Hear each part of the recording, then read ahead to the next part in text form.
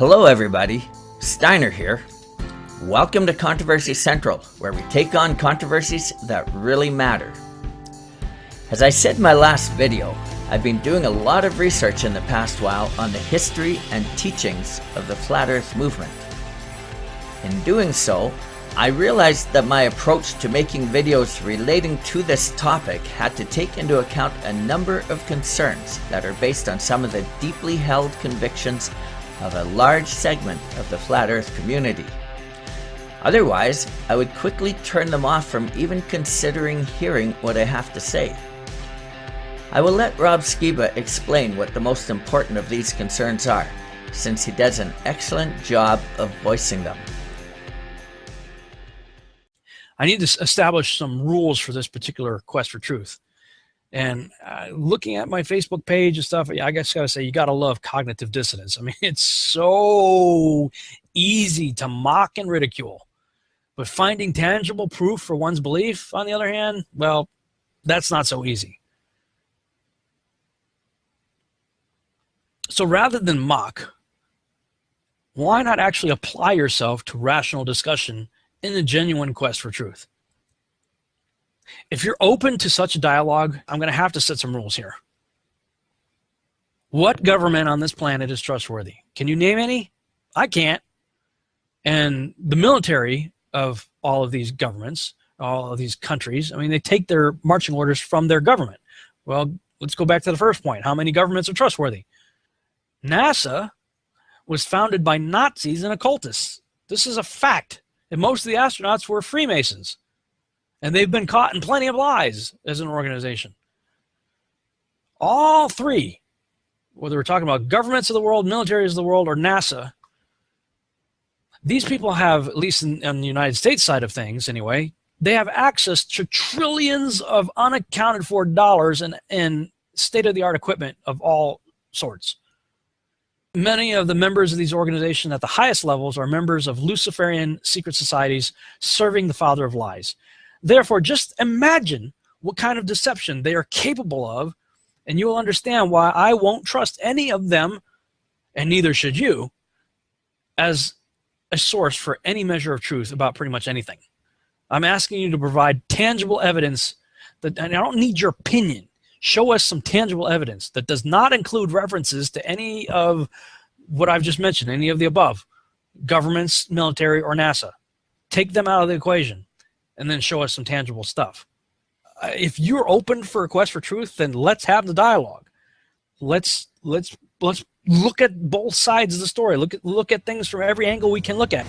And Rob Skiba isn't the only one of those who, while questioning the globe model and either hesitantly or wholeheartedly embracing the flat Earth model, is calling for those who think they have evidence to prove the Earth is a globe to present their evidence in a concise and civil manner.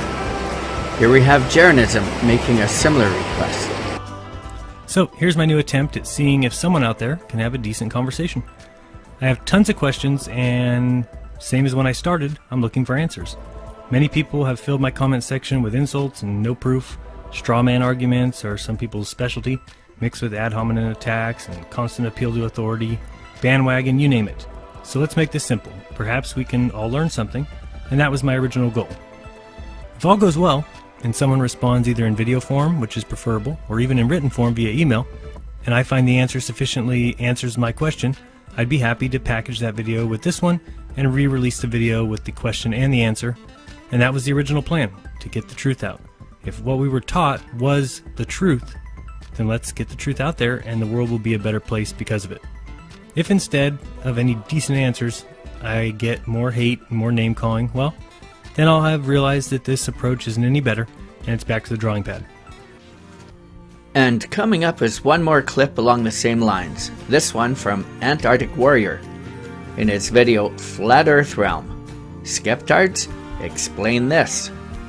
In this clip, we hear David Weiss challenge those he calls ball believers. To all of the globe believers out there, do you really think that believing in a flat earth is some popular position to take? When I first heard about flat earth, I called it absurd, but at least I was open-minded enough to go and try to debunk it. Let's hear what David Weiss has to say about his awakening. people started posting on our social media, hey, check out this, flat earth this, flat earth that. And I refused to even click on one of those links. I would delete them, and I even banned people from posting that would put repetitive garbage like the earth is flat. Finally, a researcher that I trust said, hey, Dave, just watch this video. And I watched the video. Then I watched another one. Then I watched another one. And after watching a whole bunch, I said, okay, I'm going to go in and debunk this. And that's the greatest thing a ball believer can do, is go in and try to debunk the flat earth. Because if they do it with a rational mind and using the scientific method, they will come out on the other side knowing that we do not live on a spinning ball. So, as we have seen and heard, many leading flat earthers are challenging those who believe the earth is a globe to come up with evidence that it actually is so. They are looking for people to attempt to debunk the flat earth model and to use a scientific method in doing so. Since any model or theory claiming to have scientific credibility can and should be tested in this way, I have set myself to produce a series of videos to do just that. I challenge all in the flat earth community to carefully examine my arguments and the conclusions I present. I recognize that there is often unnecessary ridicule, name-calling, mockery, and slander coming from those who believe the earth is a globe.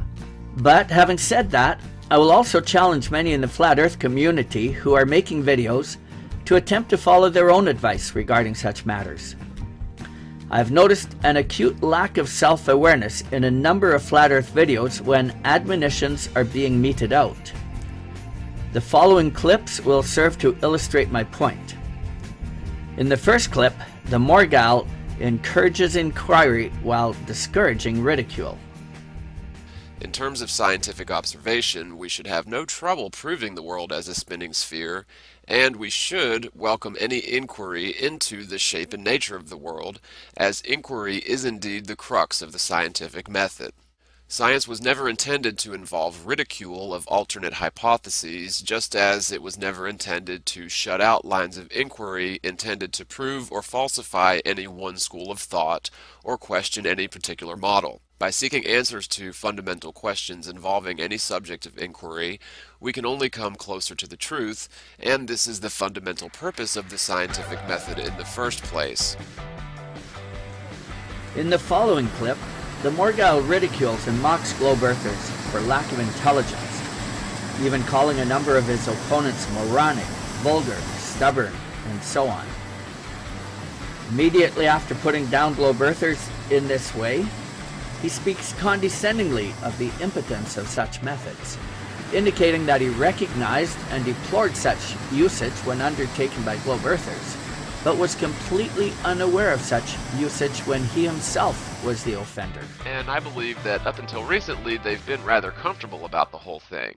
They know that most people are not intelligent enough, or at least not motivated enough, to actually consider this truth with an open mind. They know that instead, most people will violently guard the very chains that enslave them, preventing anyone trying to break them free with this simple, obvious truth about the natural world. People often ask me, why do you care? What difference does it make what shape the world is? To me, it makes a huge difference, and I care because I hate lies almost as much as I hate moronic people who are totally incorrect trying to teach me something about physics. I honestly relate to the sense of humor involved with the liars because many of the mindless repeaters out there are extremely vulgar, stubborn, and wholly illogical. In truth, I even care about them, the billions of automatons, because they have been viciously fooled for the duration of their life, and they really don't understand what the they're talking about. People actually believe that if they can memorize the facts to pass a test, they are somehow smarter or more correct than they were previously. In truth, regardless of how well you did in school or how clever you might deem yourself to be in terms of physics, you have been tricked about basically everything for your entire life. If you think I'm crazy because you know the Earth is a spinning globe, then try to debunk it. Try to prove the world is anything but a fixed plane. I challenge you. In closing, I should point out that plugging your ears and closing your eyes, effectively burying your head in the sand, doesn't prove anything except a biased, willfully ignorant observer. Name-calling, ridicule, mockery, and slander also do not amount to proof. And to show that this is not just a one-off situation, the final clip will be a short segment from another of the Morgul's videos. This segment is a small sample of a video that is over 1 hour and a half long, and that contains an almost incessant stream of similar mocking and scoffing. Now let me be as clear as I can possibly be. I've not in any way created any part of the following clip.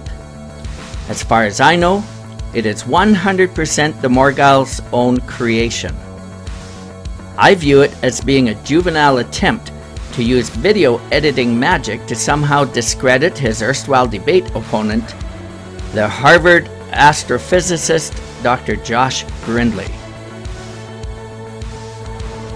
Polaris does not maintain its alignment. North Star doesn't always stay over the North Pole. Stay over the North Pole. Stay over the North Pole. North Star doesn't always stay over. Polaris does not maintain its alignment. Maintain its alignment. Star doesn't always stay over the North Pole. North Star doesn't always stay over the North Pole. Just jump in here. Polaris does not maintain its alignment. The Earth is a spinning top. Polaris does not maintain its alignment. Advisory committees for NASA. North Star doesn't always stay on a circle, and it moves around every 26,000 years. In light of the preceding video clips, I don't have any illusions that there won't be some people who will attempt to use various tactics displaying a similar level of immaturity to clog up my comment section from time to time. Leaving those and other such like aside, your comments are both welcome and appreciated, especially if they add to the conversation logical arguments and material for taking the discussion in a constructive direction. Responses that are positive contributions, whether they agree with my position or not, are greatly encouraged here. Inappropriate comments and foul language will be removed at my discretion, and as time permits. Thanks for watching, and be sure to click below to subscribe.